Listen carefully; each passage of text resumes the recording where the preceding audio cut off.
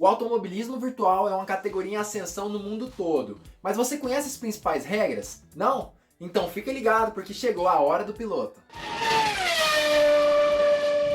O que antes era apenas uma brincadeira, né, com os jogos de videogame, simulação e tudo mais, acabou se tornando algo muito sério e uma verdadeira categoria no mundo do automobilismo, que é o automobilismo virtual. Inclusive, ele hoje em dia já é reconhecido pela Federação Internacional do Automobilismo, que é a FIA, né? E eu vou te contar tudo sobre isso nesse vídeo, então assista ele até o final, tá bom? Mas antes eu preciso te pedir para deixar o like nesse vídeo. Deixa aqui o seu like para que você possa ajudar o canal a crescer cada vez mais e também possa levar essa informação para o maior número de pessoas possível, tá bom? Mas então vamos começar a falar um pouco mais sobre o automobilismo virtual, que se tornou muito popular nessa época, né, que a gente acabou vivendo de crise da saúde. Algumas categorias quiseram trocar, né, quiseram substituir as suas versões presenciais por versões virtuais, para se resguardar mesmo, resguardar os seus pilotos, mas manter as corridas, como por exemplo a versão virtual que aconteceu da corrida de 24 horas de Le Mans no simulador R-Factor 2 no dia 13 de junho, que foi uma versão que fez muito sucesso. Rubinho Barrichello correu junto com o Fernando Alonso, foi uma corrida espetacular e acabou que esse tipo de corrida, essas corridas que aconteceram, fizeram com que o esporte se tornasse muito famoso no mundo todo de uma forma muito rápida. Mas agora, já falando um pouco mais sobre as regras do automobilismo virtual, eu preciso te contar que elas são bem parecidas com as do automobilismo real. Como por exemplo, a questão de desrespeitar o seu adversário pode levar à desclassificação. Claro que eu imagino que essa questão do desrespeito pode acontecer, por exemplo, por meio de chat ou então por meio do headset, o que não acontece no automobilismo real na maioria das vezes, a não ser que seja por rádio, né? Mas não acontece com muita frequência, mas isso pode gerar até mesmo a desclassificação da corrida. Outra coisa que tem bastante diferença do automobilismo real com o virtual é a questão do respeito com os cones e os muros das pistas. Obviamente que no automobilismo real a gente tem que respeitar os muros das pistas para não quebrar o carro inteiro. Mas muitas vezes acontece de pilotos, por exemplo, em Mônaco, acabar encostando no muro das pistas. Isso é 100% normal. Também tem o Muro dos Campeões em Montreal, que os pilotos sempre encostam e deixam as marcas ali dos pneus. Já no automobilismo virtual, isso é passível de punição e não pode mesmo desrespeitar os muros nem os cones que estão nas pistas. Agora, uma coisa que não existe no automobilismo real e que existe no virtual é a questão da punição por conta da qualidade de transmissão de dados do próprio participante da corrida. Se o piloto está ali pilotando seu carro e acaba que a sua internet cai, isso é passível de punição se isso acabar atrapalhando outros pilotos durante as corridas da sessão. Então, você é totalmente responsável pela sua qualidade de internet e se ela cair, você vai acabar sendo punido. E ainda tem a questão do causar acidentes, né? Quem nunca foi jogar um jogo de simulação de carros, de corrida, e acabou indo na contramão e batendo em todo mundo, ou então aproveitando de outras colisões para ver o pau quebrar? Isso é proibido no automobilismo virtual e se você fizer isso, você pode ser desclassificado da sessão ou até mesmo suspenso do campeonato ou desclassificado do próprio campeonato mesmo. Outra questão também são as placas, as skins e os nomes que os pilotos podem colocar nos seus avatares. Isso pode gerar punição, inclusive se forem ofensivas, com certeza vai gerar uma punição séria para o piloto, que pode gerar até desclassificação do campeonato também. E a última regra que eu achei muito interessante no automobilismo virtual é a questão das manhas, dos atalhos, né? Dos hacks que as pessoas podem usar para aumentar o seu desempenho durante as corridas, porque isso também existe no automobilismo virtual. E quem nunca, né, pegou um jogo de simulação e acabou apertando alguns botões ali para tirar uma vantagem em relação aos outros competidores virtuais? Isso todo mundo já fez, ou até mesmo, né, durante o seu modo carreira. E isso é proibido no automobilismo virtual e também passível de desclassificação do campeonato se for descoberto. Mas você deve estar se perguntando, o que o automobilismo virtual pode mudar no automobilismo real?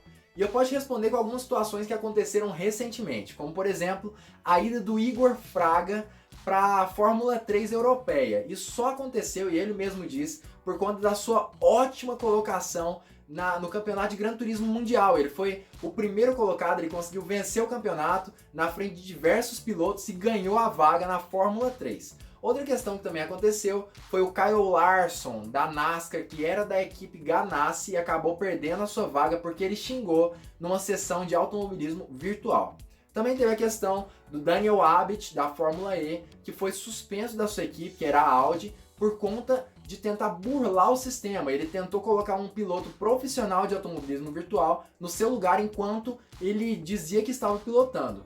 Ele foi descoberto e foi suspenso da sua equipe. E com essas questões a gente consegue perceber que os pilotos reais de automobilismo não estão levando o automobilismo virtual a sério. Eles não entendem que realmente é um esporte como qualquer outro e acabam brincando, né, ali e não entendem que isso pode gerar prejuízos para eles mesmos. Como eu já disse, alguns deles foram demitidos das suas vagas, como por exemplo o Kyle Larson, outro foi suspenso, e o Igor Fraga conseguiu galgar lugares mais altos no automobilismo real por conta do virtual. Então assim, acaba que as equipes, os patrocinadores conseguem usar essas sessões de automobilismo virtual como uma forma de entender como os pilotos lidam em cada situação. E uma marca não quer um piloto que acaba xingando no meio de uma sessão, ela não quer um piloto que burla os sistemas, isso uma marca não quer, uma equipe de qualquer categoria não quer, e acaba que isso gera prejuízo para o próprio piloto. Mas me conta, o que você acha disso, dessa linha tênue entre a sua reputação, entre a reputação dos pilotos no automobilismo virtual e a reputação deles também no automobilismo real? Me conta aqui nos comentários. Mas o que eu penso sobre o automobilismo virtual e como vai ser o futuro dessa categoria do esporte?